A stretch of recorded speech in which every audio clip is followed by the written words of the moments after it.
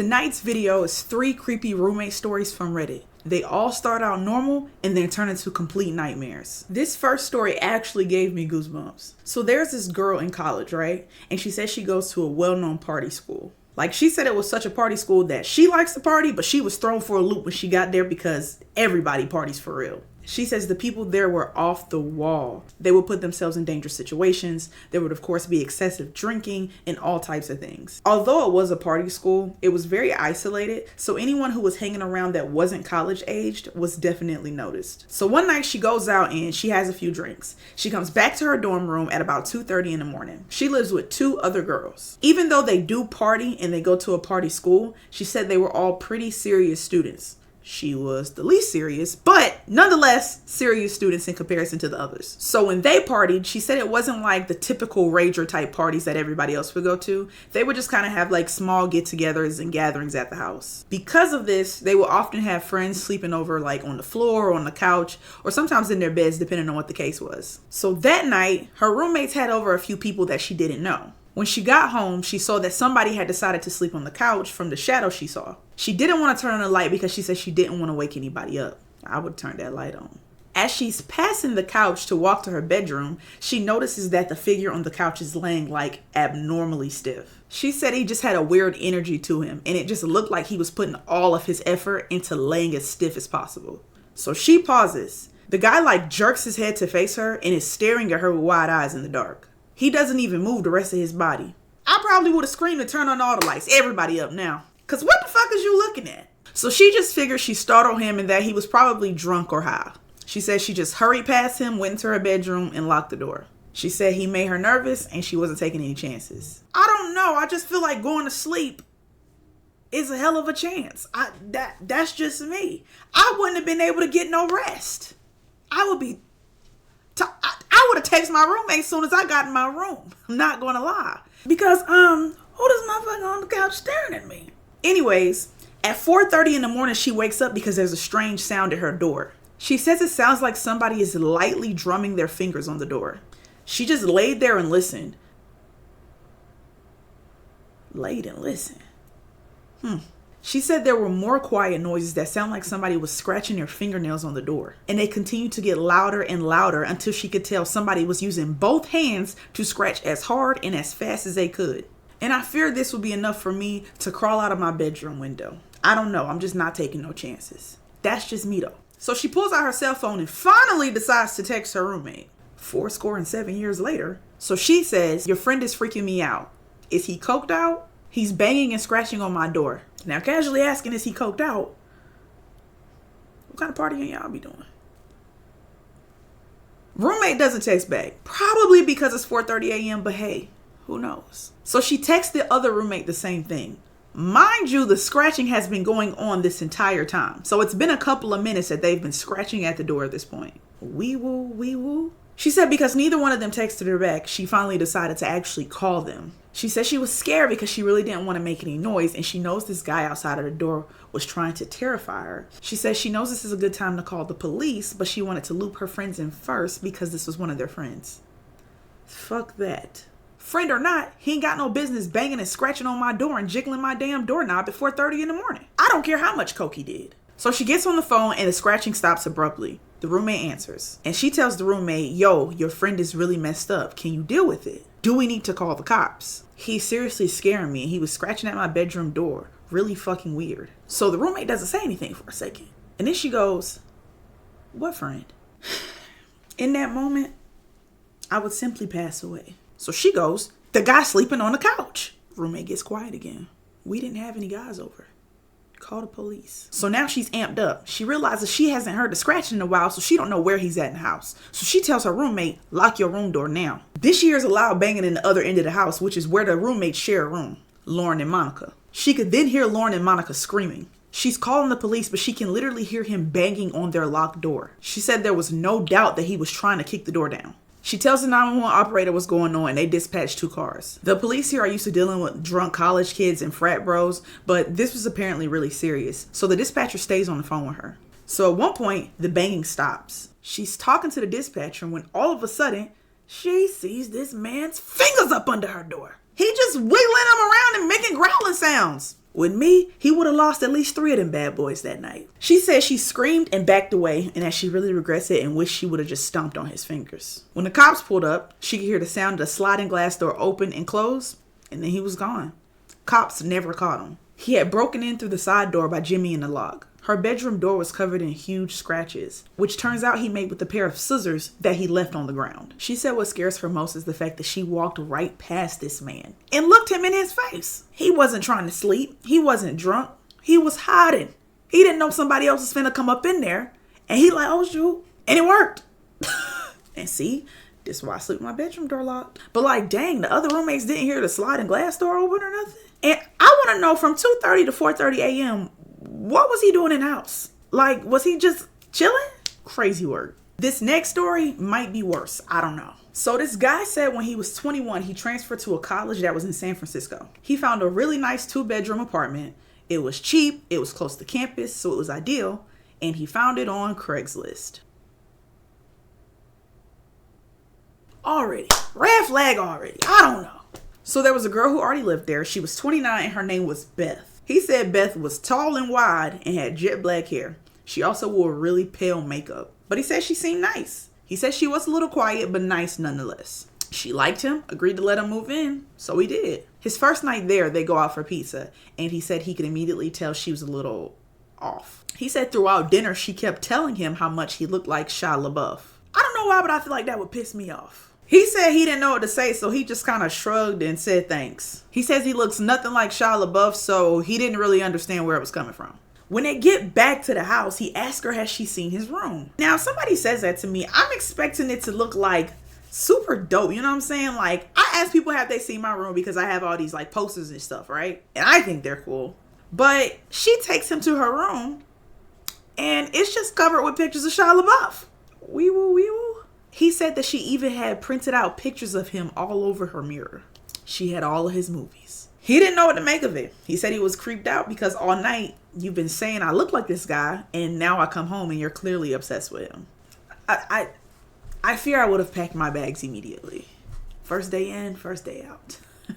So a few weeks passed and he said he doesn't really see her much. They don't really spend any time together. He said she would come home from work and pretty much run to her room. She would spend the whole night in her room, and apparently she had this really high-pitched giggling. He could always hear her laughing through the walls, wondering like what she was doing. Occasionally, she would come out and talk to him for a few minutes, and she was always slurring, so he knew she was doing a lot of drinking. He said sometimes she wouldn't say anything. She would just stand in the hallway and watch him in the living room.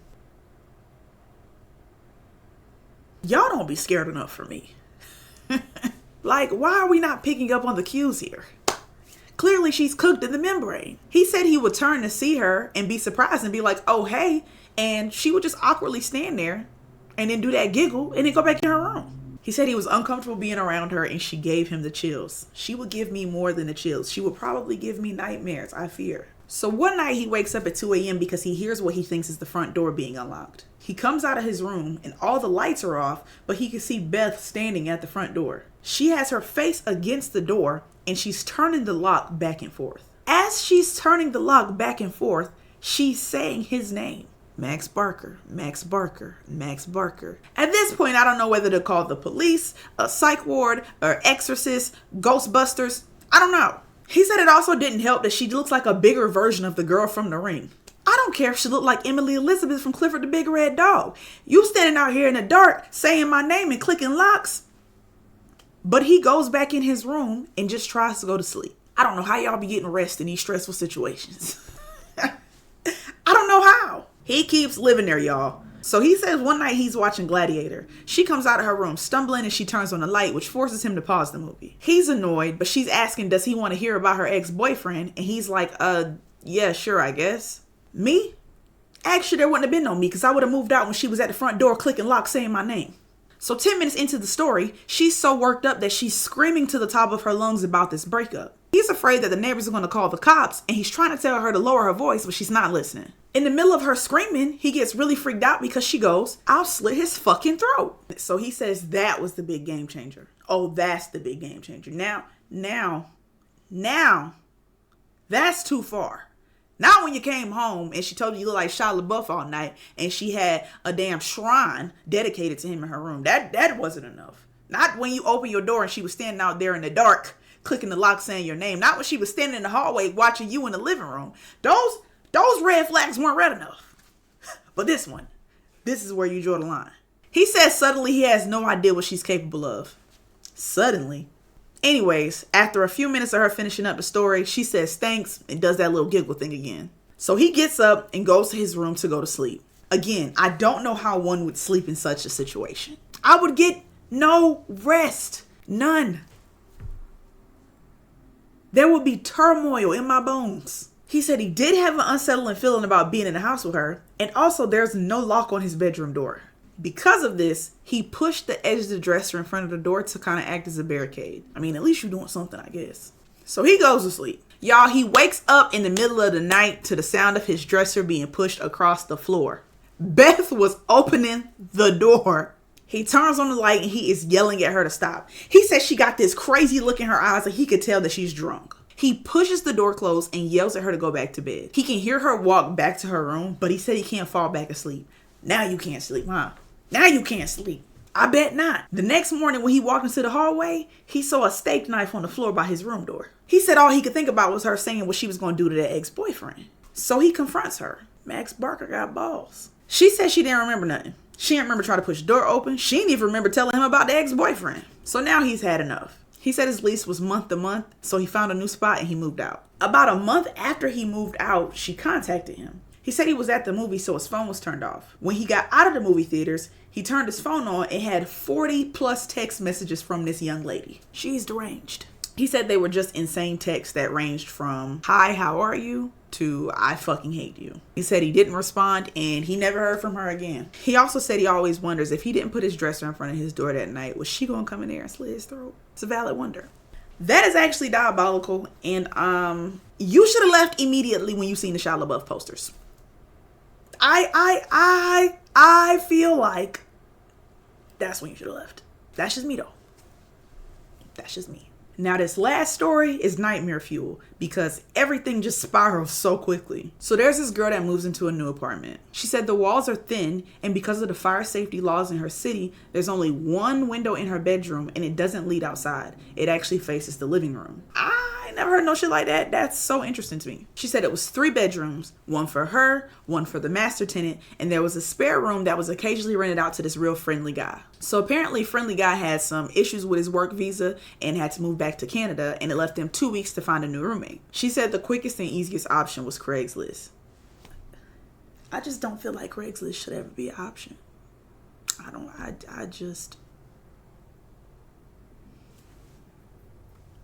know. So she says due to her work schedule, she didn't have any say-so in the selection process, but she was content when the new roommate moved in. She said he seemed a bit off, but friendly.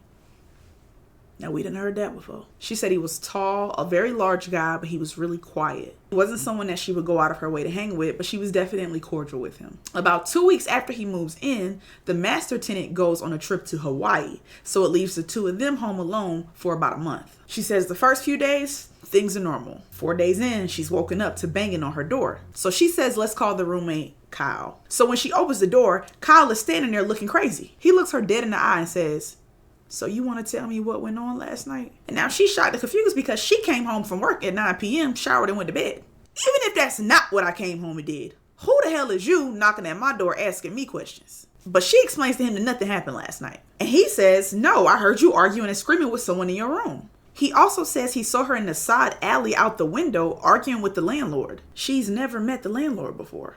Then he said he heard people coming in and out of the house. If I live in the house and I know none of this happened the night before, and he's telling me that all this happened, I'm a little concerned. I'm a little concerned. Me personally, because what do you mean you heard people coming in and out of the house? There was no one here.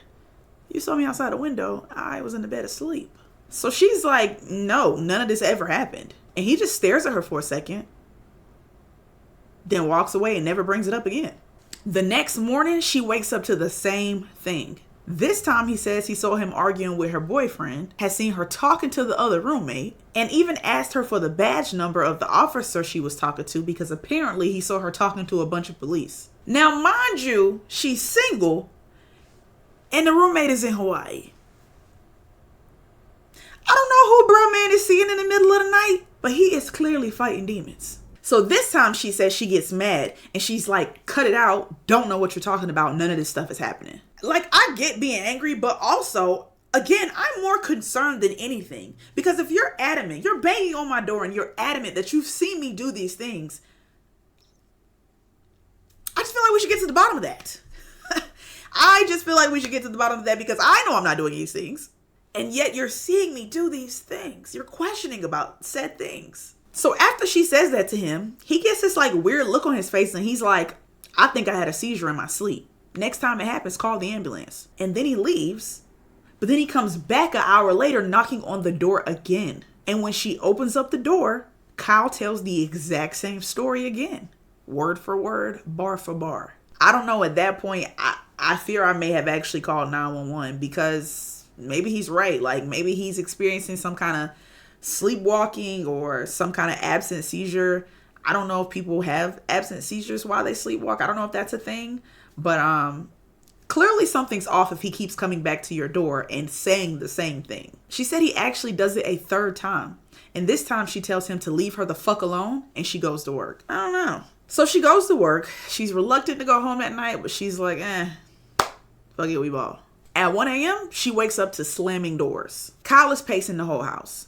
He's walking in and out of rooms. He's turning lights on and off. He's mumbling and he's slamming doors. She can see his figure pacing back and forth through the frosted window that's in her room that leads to the living room. However, it's dark in her room, so he can't see inside. So he starts screaming, I can't live like this. Why are you doing this to me? So she assumes he's on the phone and she doesn't respond.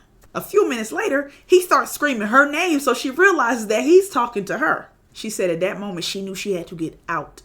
Baby, you should have known not to come home. So she creeps out of bed, starts getting dressed, and starts packing a bag for work the next morning. She says she's almost done packing when he screams, I hear you. He charges over to her room and slaps the wall next to her door, but never actually hits the door. She looks at the window, and this man got his ear pressed to it. She's terrified. She says she sits completely still and doesn't move. He screams her name again, then walks away and starts pacing through the house again. So her shoes are not inside of her room. They're kept on a rack outside of her door. She knows she's going to have to stop and put them on when she's making her way out. She says she's going to wait until his pacing takes him out the front door again. Then she's going to sneak out, grab her shoes, and make a run for it. But how's she going to get past him? Like, if he already out the front door, then how's she going to get out the front? Maybe they got a back door. Maybe they got a side door or something. I don't know.